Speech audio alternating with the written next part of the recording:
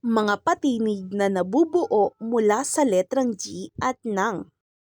Mga patinig na nabubuo mula sa letrang G at ng. G, A, ga. G, I, gi. G, O, go. G, E, ge. G, U, gu. Mga patinig na nabubuo mula sa letrang G at ng. A, G, ag. I, gi, ig. O, gu, og. E, gi, eg. U, gu, ug. Na nabubuo mula sa letrang G at ng. A, nga. I, ngi. O, ngo. E, nge. U, ngu. Mga patinig na nabubuo mula sa letrang G at ng. A, ang. I, ing. O, ong. E, eng. U, ung. Mga patinig na nabubuo mula sa mga salitang may letrang G at ng. Ang gagamba, may gamot sa mesa. Ang nguso ni Gino, ang ngiti ni Ana. Pagsasanay isa. Punan ng tamang titik ang mga patlang upang makumpleto ang mga salita. Pagsasanay 2. Lagyan ng check ang angkop na larawan. Una, ang ginataan. Pangalawa, ang gamot sa mesa. Pangatlo, ang gatas sa mesa. Pang-apat, may gagamba sa sulok. Pang-5, sa ginang ang gamot. Pagsasanay 3. Basahin ang mga sumusunod. Una, ang gagamba ni Jello. Pangalawa, malinamnam ang ginataan. Pangatlo, ginigisa ang ulam. Pang-apat, ngiting-ngiti si Nena. Pang-5, magaling gumiling si Nene. Hamong pagbuo ng salita gamit ang napag-aralang letra. Bumuo ng 5 salita gamit ang letrang G at ng. Mga pantig na nabubuo mula sa letrang P at R. Mga patinig na nabubuo mula sa letrang P at R. P, A, pa. P, I, pi. P, O, po. P, E, pe. P, U, pu. Mga pantig na nabubuo mula sa letrang P at R. A, P, ap. I, P, ip. O, P, op. E, P, ep. U, P, up. Mga patinig na nabubuo mula sa letrang P at R. R, A, ra. R, I, ri. R, O, ro. R, E, re. R, U, ru. Mga patinig na nabubuo mula sa letrang P at R.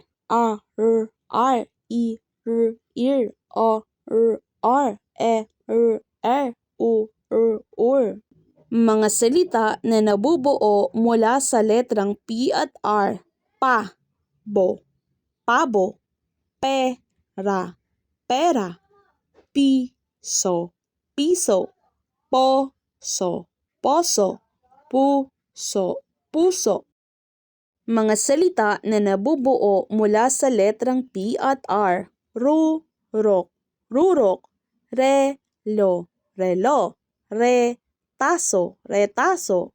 Reyna, reyna. Mga parirala na nabubuo mula sa letrang P at R. Ang reyna, ang relo. May pera sa mesa. May rosas sa paso. Pagsasanay isa. Piliin ang mga titik na nabubuo sa mga salita. Isulat ang sagot sa patlang.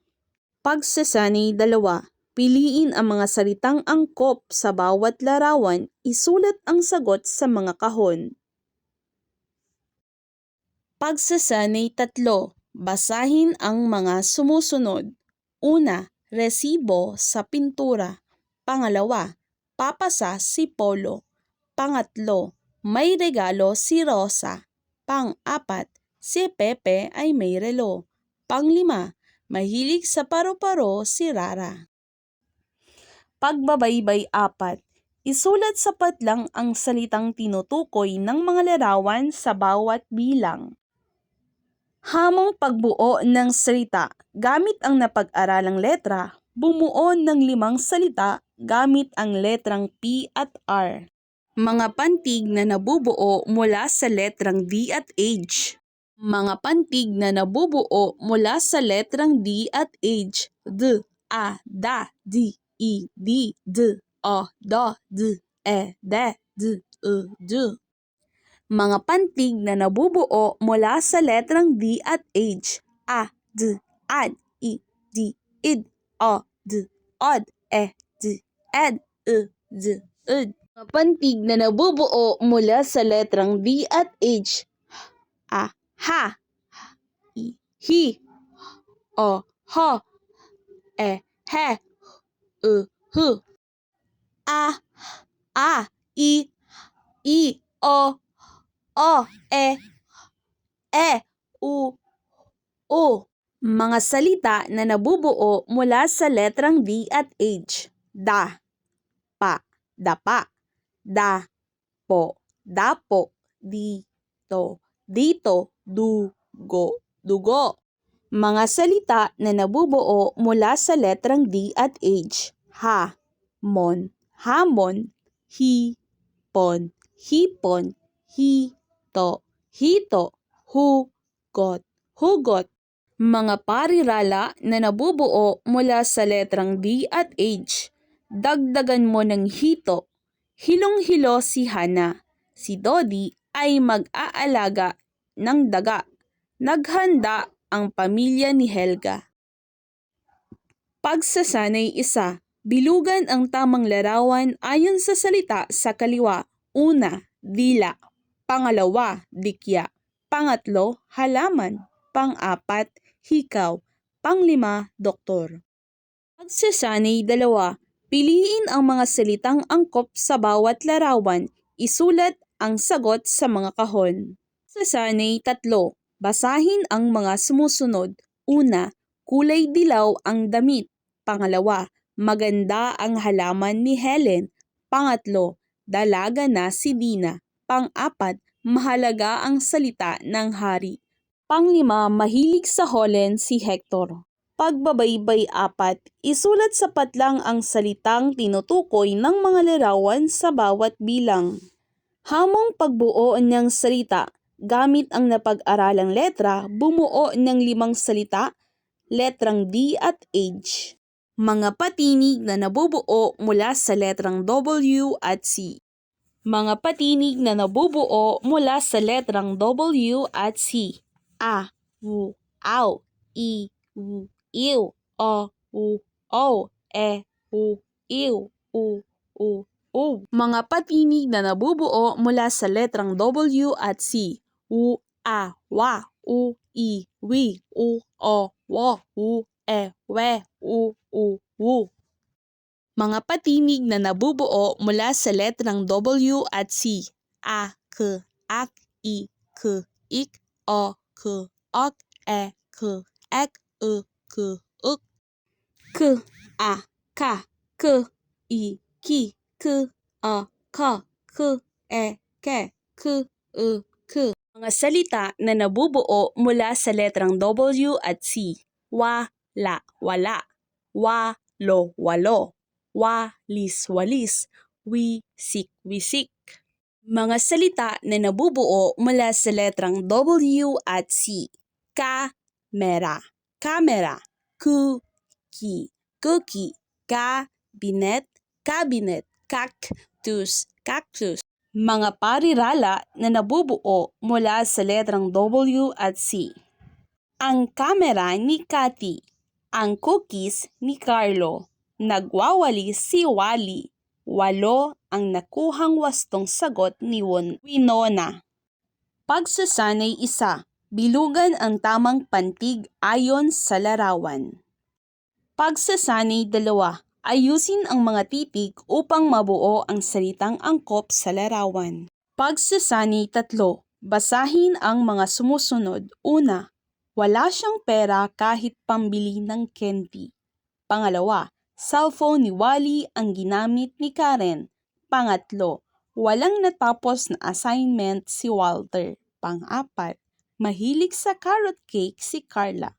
Pang-5, 8 cactus ang ibinigay ni Kara kay Carlo. Pagbabaybay 4, Isulat sapat lang ang salita, tinutukoy ng mga larawan sa bawat bilang. Hamong pagbuo ng salita gamit ang napag-aralang letra, bumuo ng 5 salita gamit ang letrang W at C.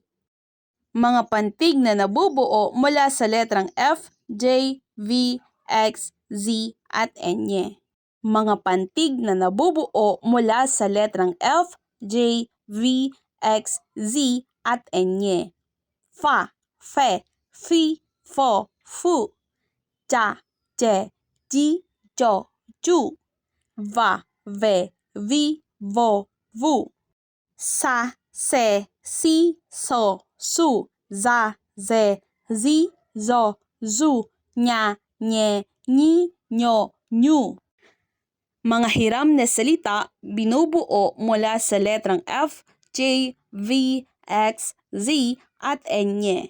Folder, French fries, jam, jeep, van, venta, x-ray, xylophone, zoo, zipper, Santo Niño, kastanyas. Mga parirala na bubuo mula sa letrang F, J, V, X, Z at N. My French fries si Fatima. Ang jeep ni Jepoy. Bughaw ang van ni Vanessa. Maayos ang resulta ng x-ray. Sira ang zipper ni Zara. Nagdasal si Nina sa Santo Niño. Pagsasanay 1. Bilugan ang tamang letra ayon sa larawan sa kaliwa. Pagsasanay 2. Isulat ang nawawalang pantig upang mabuo ang salita. Pagsasanay 3. Basahin ang mga sumusunod. 1.